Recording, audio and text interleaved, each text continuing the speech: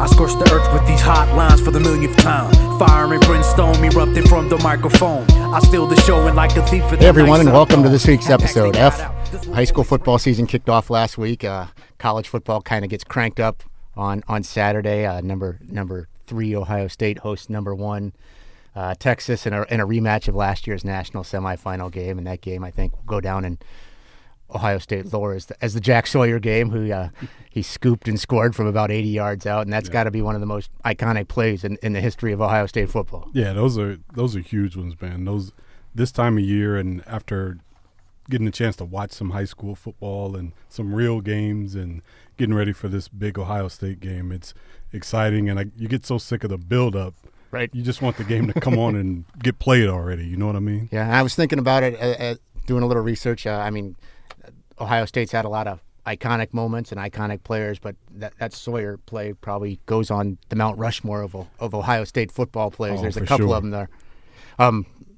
The Zeke Elliott run through the South for 85 yards, that one sticks out, and Mo Claret in the 2003 national championship game. And I think about, and it may not be a play, but I'm like immediately I start thinking about, like Cardale Jones' performance in the 14 or 15 run was amazing. You know what I mean? As a third string quarterback, that run for him, and particularly the Wisconsin game, I remember nobody thinking he was going to be able to do anything, and he comes up with just the biggest performance of a lifetime. I'll always remember that as an Ohio State moment. Right. Before we venture too far down that rabbit hole, because we can go on forever. Absolutely. We have a big game coming up, a big high school football game coming up Friday night here in Richland County.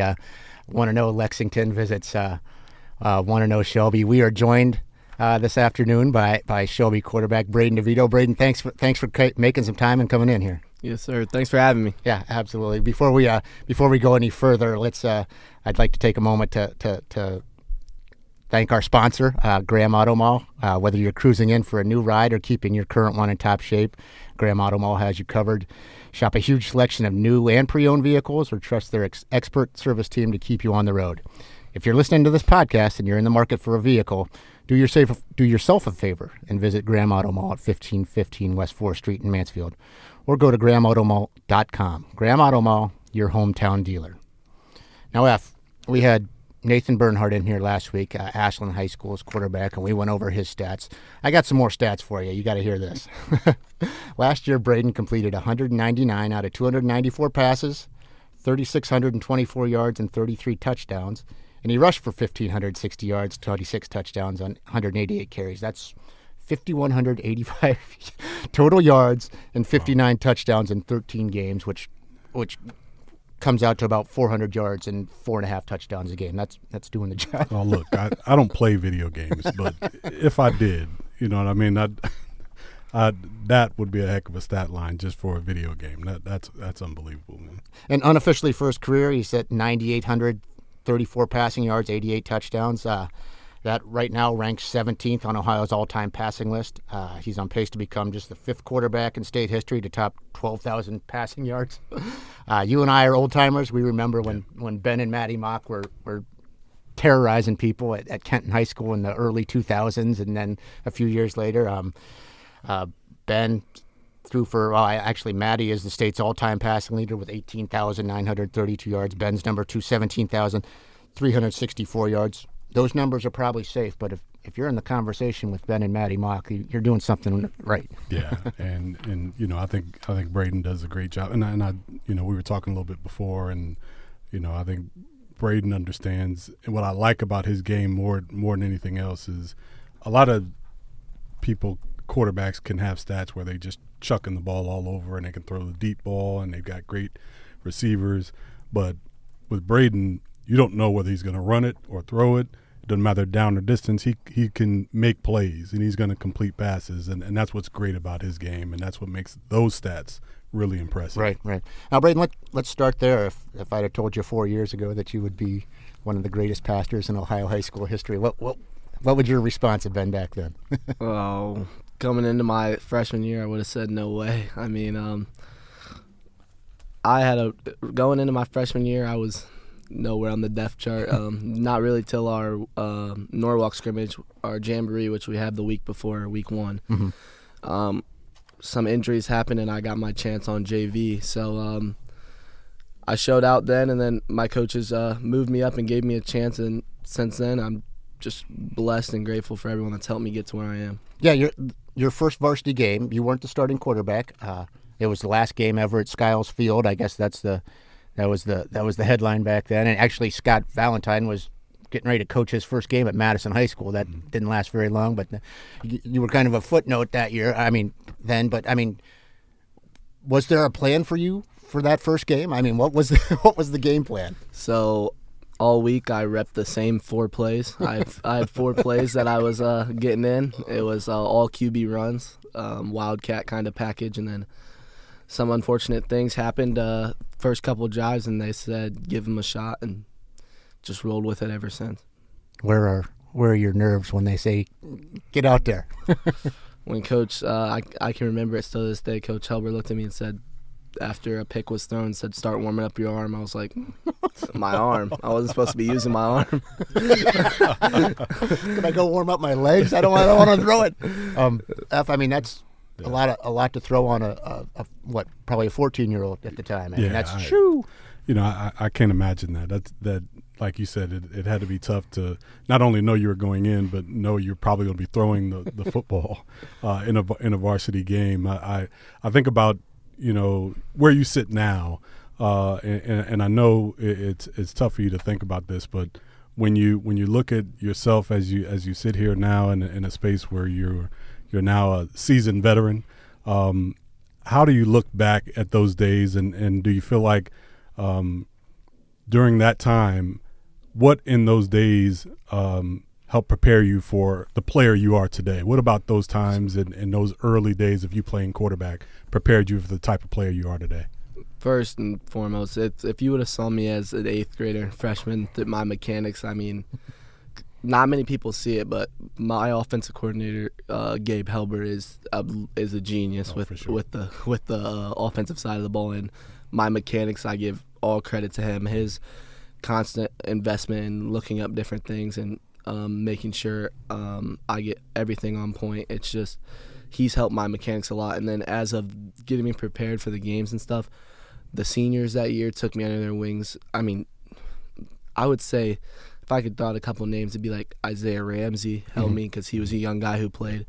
Casey Lance, I hung out with them a lot. They helped me feel like I belonged and helped me get my confidence up. So just a lot of credit to those guys. And then my family, obviously, they no matter. There was a couple rocky bumps that freshman year. They were just constant boosting me up, finding something good that I did.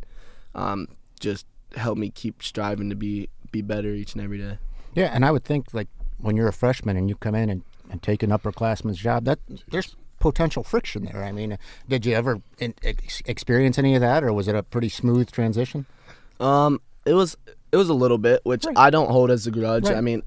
They at senior class grew up with each other. It's kind of like a freshman came in and took our quarterback away from us. At first there's a little friction, but like nothing too unbearable. Never let it really get to me. It was just like at the end of the day we got to strap up and play for each other. So that's what we did, and it was an okay freshman year. Yeah, and you and I have talked about it several times. As a former coach, there's things to juggle in terms of chemistry when you got a freshman coming in and taking somebody's job. Yeah, and it's really about, as a young player, what's their mindset, and can they be molded into the player that they need to be for the team. And a lot of times what's crazy about that is the younger the player, the more moldable they are.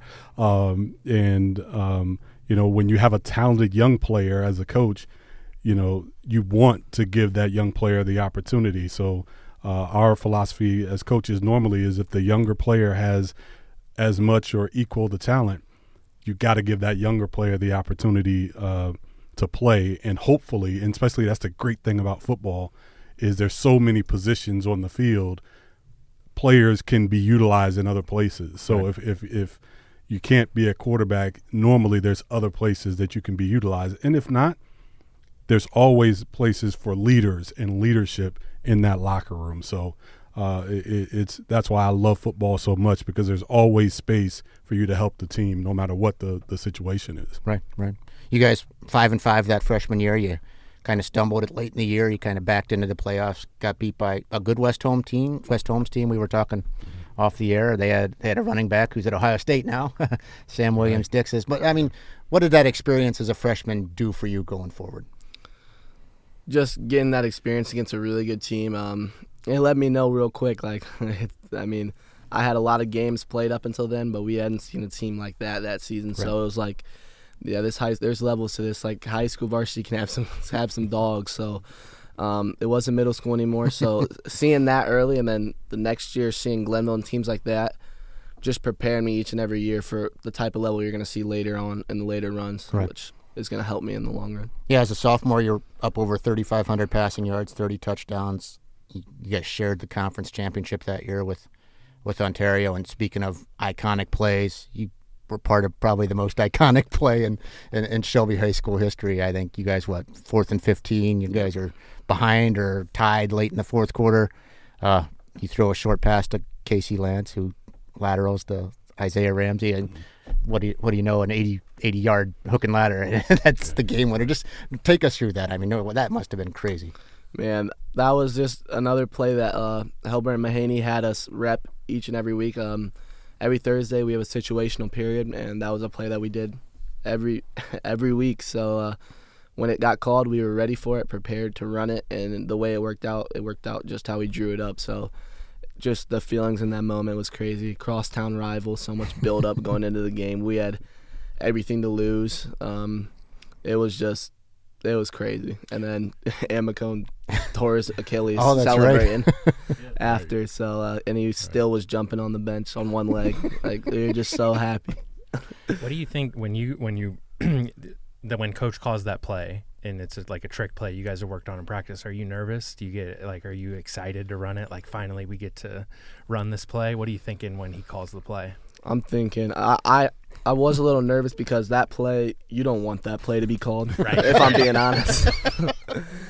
honest. It's like it was a feeling of like we have to complete this. This is our last resort type of play. So when it completed to Casey, I was like, okay, we got most of the play done. And then when I saw Ramsey run across the field with Bob Penn trailing, and then he dove. Once I saw him miss Ramsey, I was like, my eyes lit up. I was like, it actually worked. This might work. Yeah. And then Ramsey ran it in. I was just like, I can say I was nervous lining up, but it was loud too. So it was just super cool though. And that wasn't the end of that. I mean, you guys had to stop him. Ramsey had to pick off a pass in the end zone to seal the deal there. I mean, that's a lot to happen in a final minute of a conference championship game. Now let's jump ahead. I mean, last year you guys were 10-0. You beat Ontario in another thriller. 4 weeks later, you played Ontario again, and that's a game that people are still talking about around here.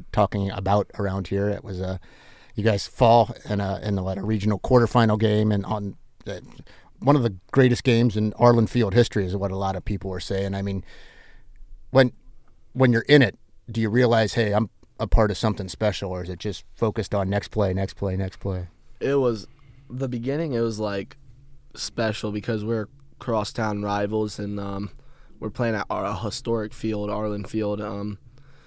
But when the game actually started, it was just play by play, and then at the end, getting to look at it, didn't work out in our favor. But it was cool to be a part of something like that. Do you go back and watch it? I mean, have you? I mean, as a fan, right? I don't like to very much. I like to get reminded to never let it get like that again. But it's a rough game for us. We don't really like to play it around our way. Sure.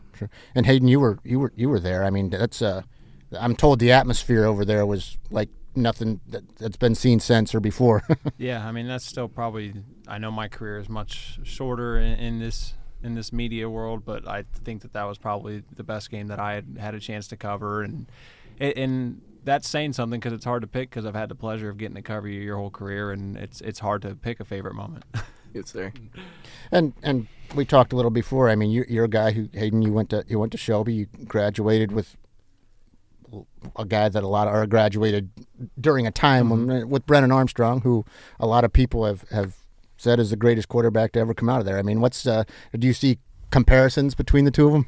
Yeah, I mean, we talked about it earlier today. I don't even want to begin. I don't think it's fair. It's like one of those, obviously you have the LeBron and MJ debate. I don't like to debate them because they're both great, and I think that's similar with you guys. You're both completely different style quarterbacks too, but I mean, what I did bring up earlier was just that I have not felt somebody that, has created plays or kind of had that kind of impact on a game since Brennan, and at the quarterback position as well, and to do it in two completely different ways. Obviously some different members of coaching staffs for both you and him, but just speaks a lot. I mean, was he someone that, as a young guy you looked up to or got excited about? And I know Curt kind of said it, but did you ever think you'd be having quite the impact that he was having now that you are? Growing up, I mean, I watched those guys. I watched some pretty good games. Like, even though it was a loss, I watched them score 82 to 83. Yeah. Maybe. I was Tiffin Columbian game. When he was a freshman, Yeah. I think. Yeah, And I want to then say freshman. I watched him all the way through. Great team, and he's definitely someone I looked up to, and someone that reaches out to me whenever I have a new accolade or when I beat his passing record. He reached out to me. Just he's been a great mentor, and when he's around Shelby, he tries to find the time to talk to me. It's just he's a super nice guy, and I take in stuff that he's experienced and put it into what I do. Yeah, that's a good guy to have in your corner, I would think. A guy that has been through the battles and done all that. Yeah. And it wasn't just Brennan. I mean, after him, I think McGuire Albert was next, and then the Shepherd kid. I mean, do you realize the legacy of Shelby quarterbacks? Is that? I mean, you seem like a guy who's well versed on the program. I mean, I guess you probably know what came before. Yeah, it was. That's another thing when my number got called on as a freshman. Like the tradition I had to hold myself up to. It was just. I mean, it seemed like boom, boom, boom with quarterback after quarterback at Shelby. It's just a lot of great people were before me, and just trying to hold that standard and bring it into our locker room was definitely on my mind. Right. And shifting gears a little bit here, you were a member of a pretty darn good basketball team over there too. A team in 2024 that won a regional championship, qualified for the Final Four for the first time in program history. Just take us through some of that, and I mean that had to have been a special time for you guys. Yeah, that was a super fun year. I mean, got to play alongside arguably the greatest Shelby basketball player of all time. I mean, in the new era, right. Yes. And then Ramsey, a great athlete, and then Casey, just loaded team. It was so fun to be a part of, and my role was a little bit different then than right. it is now, but just being a part of the team and helping that team out was such a cool experience. And then going to Dayton and going to BG, then getting to stay overnight and do the whole state experience at Dayton, and the whole town's behind you. And we got every school in one gym, middle school, elementaries. Just the whole town's got our backs. It felt awesome. The community came together. It was just a great experience. Yeah, there's something to be said about the way that a community rallies around its high school team. I mean, Mansfield experienced it in 2019. That's special stuff. Well, it is, man, and that stuff you'll never forget. And one of the things we always ask, we've asked the other guys, and I know I'm always curious to know, basketball is such a I always called it an intoxicating sport for young guys, and it's one of those things as a young guy you can fall in love with easy. And I wanted to ask you, like, was basketball, like, was it a thing like it's my first love, and then later on you found out, hey, I'm a football player, or did you always know, hey, I'm a football player and basketball is just something that I like? What was it for you, being so talented at both sports? How did it fall for you in terms of basketball and football?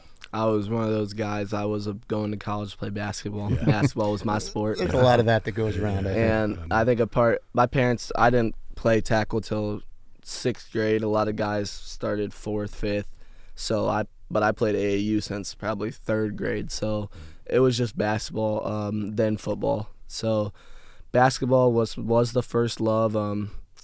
I saw like the first like dominancy in basketball, like just being out there playing, and Coach Ellenwood, is that who's at Ashland? Yes. John Ellenwood. I played his son in like second grade and had a really good game. He made a joke with me saying I have an offer there waiting for me in second grade.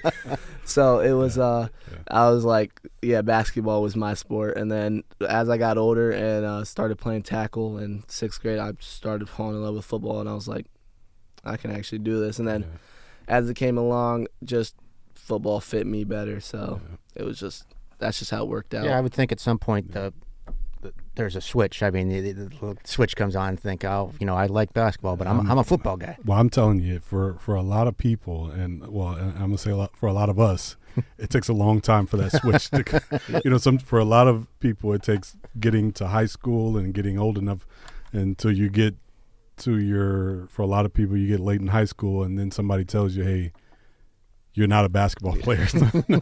You're 6 foot and you can't dribble. So you shouldn't be playing this sport. But, you've been involved in so many big games, and that's the one thing that stands out to me about you over your career, basketball and football. You've been involved in so many big games. And I know we're going to talk about, your college and all of that. But what does it feel like for you being involved in so many big games? How do you feel like that's prepared you for what's coming next for you? I'm thinking about we just been talking about the games that you've been involved in just recently, but your whole career, basketball, football, the city has been, I can think in my mind how many huge games you've been involved in. How do you think that's prepared you or going to prepare you for what's next for you? I think it's going to help a lot, just being able to go through it and just staying poised in those situations as they keep coming, because it's not going to be the last that I see them. So just it's going to help me be in a situation where I can help guys who might be a little bit nervous, or it might affect them, like lead by example and help them be ready for the moment. So I think it's as for down the line, I think it's going to prepare me to not be shell-shocked when something happens to happen or things don't go my way and I got to overcome adversity. So I think all these big-time games that you guys talk about have helped me nowadays be prepared and know what to expect. Yeah. Do you have one, regardless of the sport, right now that in your mind that you're going to say, man, I'm going to talk to my grandkids about this one, like regardless of sport? that sticks out. That Louis game. In the regional final, no one in the state had us winning. Right. I mean, Louis beat undefeated Garfield Heights team, and they beat I want to say one of those big, like maybe St. Ed's. They beat St. Ed's that year. They were a loaded Louis team, and they that win was like we were heavy underdogs. We were not supposed to win. So for us to win that, it was just crazy. Yeah, that was a big one. And I mean, all those guys graduated. I mean, Alex Bruscotter's at Wright State now. Lance and Ramsey are both at AU, as far as I know. Lance is playing basketball. Ramsey's on the football team. Your role completely changed from that 24 team to this past winter. Just talk about the kind of going from a supporting actor to a starring role. I mean, how was that transition for you? I knew it was kind of expected. Being Coach Gal, knew it would come because sophomore year, my role wasn't as big, but he knew that it would come once these players graduate, and kind of just getting me prepared for that role, having me back up point guard for Alex that season, and do all the different stuff to just help me be prepared was huge. And then transitioning from last year to this year, it was just about the first couple games.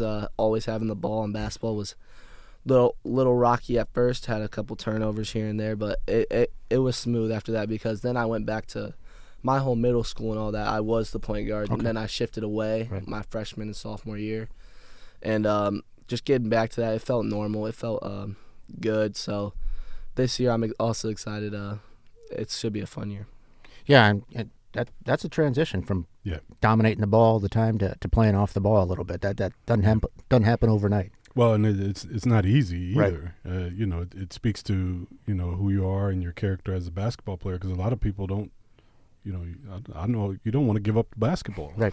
My team succeeds when I have the ball, and either I can score or I facilitate. So, sometimes that's a mentality, but also you can understand, like, look, these, you were in your case, you were playing with older guys, more experienced guys. So, to understand and be able to shift roles makes you even more valuable. And we talked about how a young player has to understand what their role is coming into an older team. And if they can do that, the team is going to be more successful. Right. So you're a 2-time first-team All-Ohioan in football. You were on the All-Ohio first team in basketball this past year. And then in the spring, you were on a 4x1 relay team that finished 6th at state. And I think that makes you a 3-time All-Ohio. And I mean, is that something you can even wrap your head around yet? I mean, that seems like heady stuff.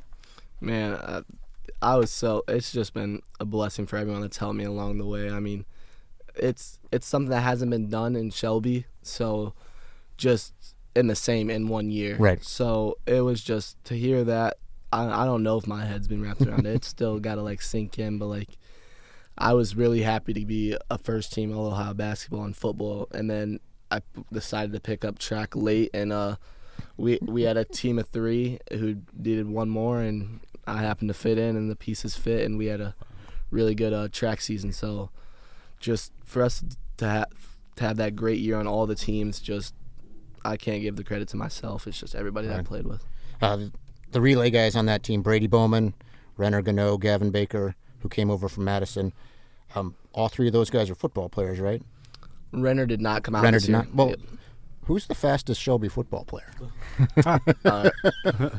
Brady Bowman is. Is that right? Yep. Not even an argument. Not in. we race every Monday. We have 340s we have to run. It's me, Brady, Gavin, and Caden Paz, who moved in from Harding. Okay. Normally goes Brady, me, Gavin, Caden, but it's just a short little stagger. I mean, it's competitive. We love it. We talked in the spring at the state tournament actually about chemistry, because I mean Gavin had come over from Madison, and I think I asked you then, do things translate from track to football or football to track, vice versa? And I think you told me then, this is a guy you didn't know, Gavin, until the spring, and then all of a sudden you're on a state level relay team. I would think that helps build chemistry along the way. I mean, is that kind of how it happened for you guys? Oh, it definitely did. Me, Brady, Gavin, we were together all spring. I mean, recovery after and before meets, and then lifting and track. You're not really on the same lifting schedule as football, but we still tried to keep up as much as we can. So always being together in those circumstances. And then when Gavin came to football, now instead of me meeting him for the first time after spring, going into our summer workouts, I've already had a whole spring with him, got to know him, introduced him to everybody, helped me and him build chemistry, and now he's going to play a major role for this football team this year, and he's looking great. He's a hard worker, and we're glad to have him. Yeah, I don't think you can replace that sort of experience, getting to know a guy and getting thrown into the fire with him. Yeah, and I think for to have new guys or guys that are coming into the your team, how does it feel for you now, coming into your senior year? And I imagine, you've been around for so long, but still now with your role, do you feel more of a sense of leadership or a sense of responsibility or duty to be a bigger leader this year coming in? And if so, what does that weight feel like coming into this year? You're as a football player, as a quarterback, what does that feel like for you this season? With all the yes, to answer your question, I feel like I do need to be more of a leader. I felt each and every year it's gotten more and more and more. And then this year, being a senior and the quarterback, now a 4-year starter, it's just it's something that comes with it. And I knew that when I stepped foot my freshman year to be a quarterback, you're going to have to be a leader down the road. And just as of carrying the weight, we have a great senior class that helps that weight not feel very heavy. With all these new transfers coming in, it speaks a lot to our culture and tradition. And my class is a great group, the ones that have been here, and us being able to take all of them in it doesn't even feel like we skipped a beat with any of them. They just felt like they've been here and they fit right in. And then being a leader my senior year, just it's more about like some guys are young, like coming up, or Gavin hasn't played at Shelby, and now I've played for 4 years, so I can help them know what to expect, how Shelby rolls and our tradition. And we haven't had we had Carter, Landon, Caden, and Gavin move in. Right. Yeah.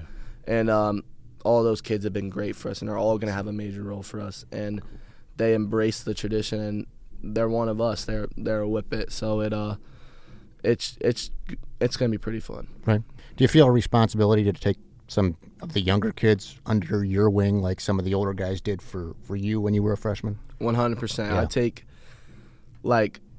what I will never I'll be forever thankful for what the older guys did for me coming up, and now I get to pass it on to, like, for example, Luke Blevins, who's going to play a role for us as a freshman at running back. He just had his debut against Madison. He's a great athlete, and his confidence in the offseason wasn't there at first, as expected, as a freshman coming from 8th grade football to varsity football. And some of the things that those older guys showed me, I helped show him, and then helped guide him in the right direction. And now I have a feeling he's going to blossom this year, and he's going to be a great football player. Did you have any advice for a freshman coming in? I mean, you went through it, so I would imagine if they're going to listen to anyone, it's going to be you. Yeah. I would say for the freshman, block out all the outside noise, because when you play great, people are going to say you're the freshman phenom and you're the star, but when you play bad, it might be, hey, this guy's too young to be out here. Right. So just blocking all that out and keeping your mind on the goal. And as you guys said, there's a role for everybody. Doing your role and realizing that you're a part of something bigger than yourself is just because in middle school for him and in middle school for me, I mean, you're a star in the middle school. Like, it's different. Like, you're coming to varsity, you're 14 playing against 18-year-olds. So it's going to be a different level of ball. You might not be the 6 touchdowns a game, just man amongst boys as a freshman. So just helping him realize that to be fundamental. And his biggest thing was in middle school, he could just bounce. You could just bounce it and just beat middle schoolers around the edge. It's just helping him be gap sound and follow his gap and unit, just stuff like that. Because I've had to run for us in previous years, so I know a little bit in that regard. So helping him out into who you guys will see here soon, player that he's going to be. Right. And I mean, in terms of recruiting, you had offers from several Ivy League schools, I think, and all the service academies. You chose Air Force in July. Just take us through that decision for you and how you arrived on Air Force. So during basketball, I think December it might have been, was my first offer from Columbia, and then the Ivy started rolling in. Then about Kent State, Youngstown, and then service academies started coming in. The last of the service academies was Air Force, and I already wrote off service academies prior to that from the other two.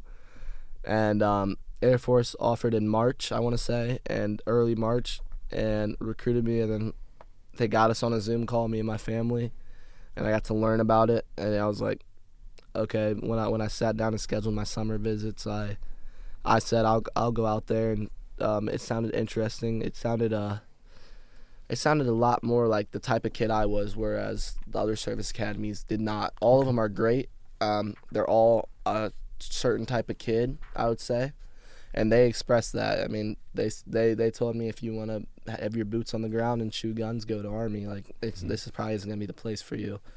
And they had what I wanted to do ultimately in school. And then when I got out there, the campus was beautiful and a great location. Colorado Springs, it's one of the most beautiful places I've ever been.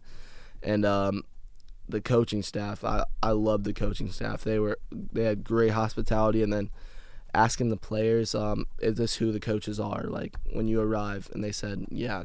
When they recruited me, I saw no change. That's who they are. And I was like, well, yeah, I could play for these guys. Right.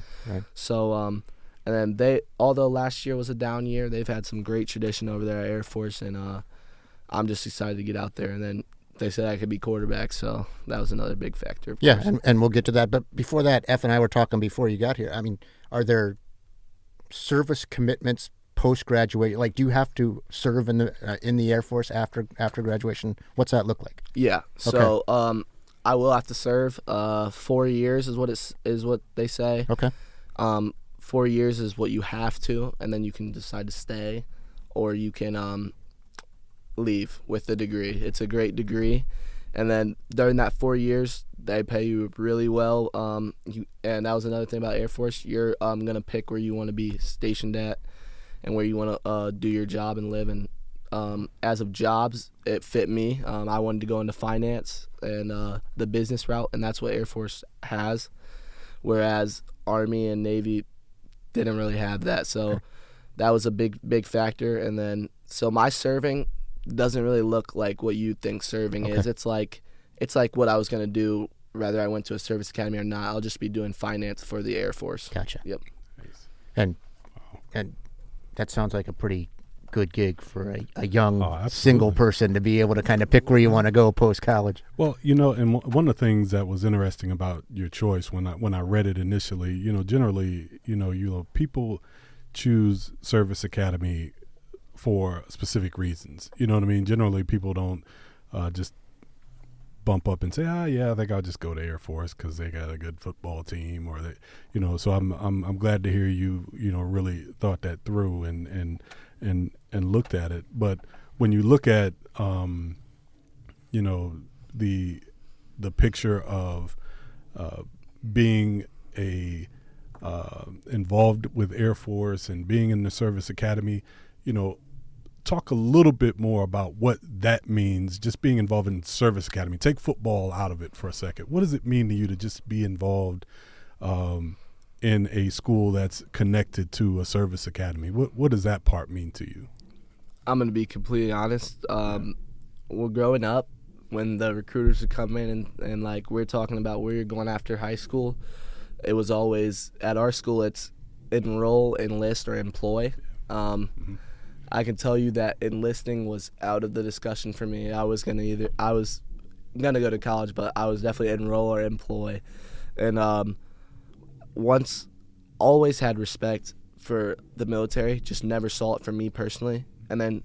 But as I got to know more about it, I was uneducated, and I love everything about it. I mean, getting to be a part of something bigger than myself, and the military aspect of it, the way of life there is it really all blends in well there, and it's a top. Those three schools are the top leadership schools in the nation, so it's gonna prepare me for anything that life has to offer. So just getting to be a part of that, and then I am going to touch a little bit on football here. The fact that they don't do NIL there, so I mean they have a stipend monthly, but it's nothing like NILs, and they don't accept transfer. They don't take a single transfer. Right. So I mean the guys you go in with is the guys you go out with. So that brotherhood, and you never got to worry about if 1 month who am I lining up with, or that chemistry, and then going on other visits over the summer.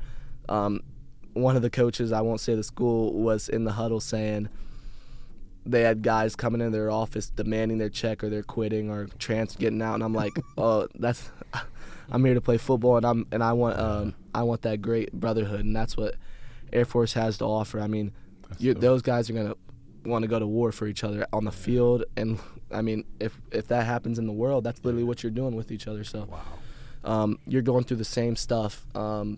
We have to go through a basic training for 5 weeks together when we first get there, and that's the thing that's going to be kind of worrying, is you're away from home, but every guy in there with you is going through the same exact thing. So talking with previous players and being in the locker room on my visits and stuff, it really is a brotherhood like no other. I went on maybe 12 visits this summer.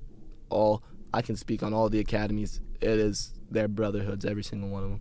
Yeah, that checks a few of the questions we had about how NIL works with these guys and the transfer portals, and it doesn't work apparently. Yeah. playing quarterback, we talked last fall. Playing quarterback's a big deal to you, and you wanted to go play quarterback, and they're going to give you that opportunity. I would imagine that was a selling point there for you too. Yeah, they, Coach Thiessen, who's going to be my quarterback coach and offensive coordinator, said you will step foot on as a quarterback and you will graduate as a quarterback. They're big selling. They said, come be America's quarterback. I mean, that's pretty cool to hear. And just like,